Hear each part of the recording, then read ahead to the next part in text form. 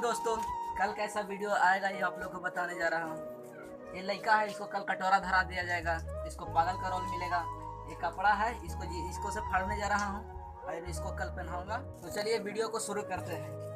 इसको पढ़ो।